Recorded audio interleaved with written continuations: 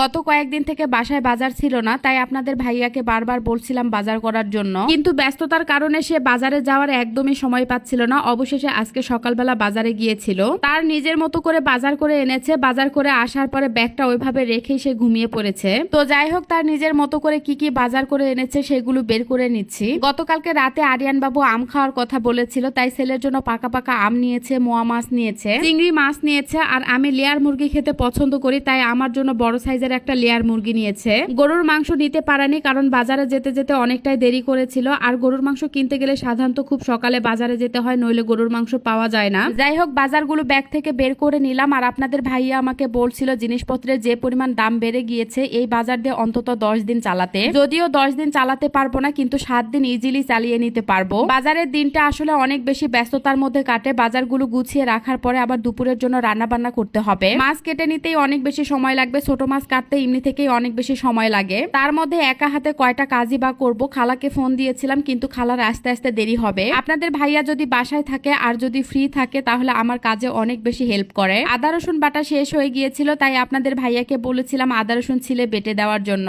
তো সে ব্লেন্ডারে আদা রসুন গুলো বেটে নিচ্ছে। রান্না বসিয়ে দিব, তাই আমি কিছুটা মাছ কেটে নিলাম। এখন ভালোভাবে ধুয়ে নিচ্ছি। মাছগুলো ধুয়ে নেওয়া হয়ে গেল। আজকে লাউ শাক আর আলু দিয়ে মোয়া মাছের ঝোল রান্না করব, তাই এখানে লাউ শাক নিয়েছি এবং আলুও কেটে নিয়েছি। সামান্য একটু হলুদ আর লবণ দিয়ে মোয়া মাছগুলো ভালোভাবে মেখে নিচ্ছি। এর আগে কখনোই আমি এভাবে রান্না করিনি, আজকেই প্রথমবার রান্না করছি। জানি না খেতে কেমন লাগবে। মোয়া মাছগুলো হালকা করে ভেজে নেওয়ার পরে উঠিয়ে নিচ্ছি। এখন এই তেলে আবার আলুগুলো ভেজে নিব। আলুগুলোও ভালোভাবে ভেজে নেওয়া হয়ে গেল, এখন উঠিয়ে নিচ্ছি। এখন এই কড়াইয়ে আমি কিছুটা পেঁয়াজ দিয়ে দিচ্ছি। পেঁয়াজগুলো ভেজে নেওয়ার পরে এখন যা যা মশলাপাতি দরকার সবগুলো এক একে দিয়ে দিব। লবণ, হলুদ গুঁড়া, মরিচ গুঁড়া, গুঁড়া মশলা, জিরা গুঁড়া আর আদা রসুন বাটা দিলাম। এখন মশলা কষানোর জন্য সামান্য একটু পানি দিয়ে দিচ্ছি। ভালোভাবে মশলাটা কষানোর পরে লাউ শাকগুলো দিয়ে দিব। মশলা কষানো হয়ে গেল, এখন এর মধ্যে লাউ শাকগুলো দিয়ে দিচ্ছি। একটু নেড়ে চেড়ে এখন এর মধ্যে ভেজে রাখা আলুগুলো দিয়ে দিচ্ছি। আলুগুলো দেওয়ার পরে ভালোভাবে নেড়ে চেড়ে এখন আমি ঝোলের জন্য পানি দিয়ে দিচ্ছি। যেহেতু শাক কষানোর দরকার নাই, তাই আমি একবারে ঝোলের পানি দিয়ে দিলাম। আর এদিকে খালা আসার পরে বাদবাকি মাছগুলো কেটে নিয়েছে, আর এখন মুরগিটা কেটে নিচ্ছে।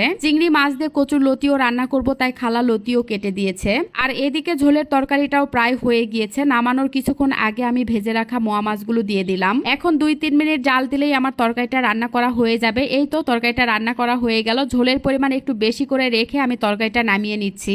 এই রান্নাটা আমি পপি কিচেনে দেখেছিলাম, দেখে খুব লোভ লেগেছিল, যার জন্য আজকে আমি নিজে হাতেই রান্না করলাম। যাই হোক, একটা রান্না করা হয়ে গেল। এখন কচুর লতি রান্না করব। সব মশলা দেওয়ার পরে ভালোভাবে মেখে নিচ্ছি। এখন চিংড়ি মাছগুলো দিয়ে দিচ্ছি। কচুর লতি সাধারণত আমি এভাবেই রান্না করি, আপনারা কে কিভাবে রান্না করেন অবশ্যই কমেন্টস করে জানাবেন। কিছুক্ষণ পরে তরকারিটা হয়ে গেল, আর তরকারিতে তেলের পরিমাণ একটু বেশি হয়েছিল। তেল এত বেশি হবে সেটা একদমই বুঝতে পারিনি। যাই হোক, তরকারিটা নামিয়ে নিলাম। আজকের দুইটা রান্নাই কিন্তু অনেক বেশি মজা হয়েছিল। ছোট মাছ দিয়ে লাউ শাকের ঝোল রান্না করলে যে এতটা বেশি মজা লাগে সেটা একদমই জানতাম না। রান্না বান্না শেষ, আজকের মতো এখানেই বিদায় নিচ্ছি। ভিডিওটা ভালো লাগলে প্লিজ একটা লাইক, কমেন্ট আর শেয়ার করতে ভুলবেন না। সবাই ভালো থাকবেন, সুস্থ থাকবেন। আল্লাহ হাফেজ, টাটা।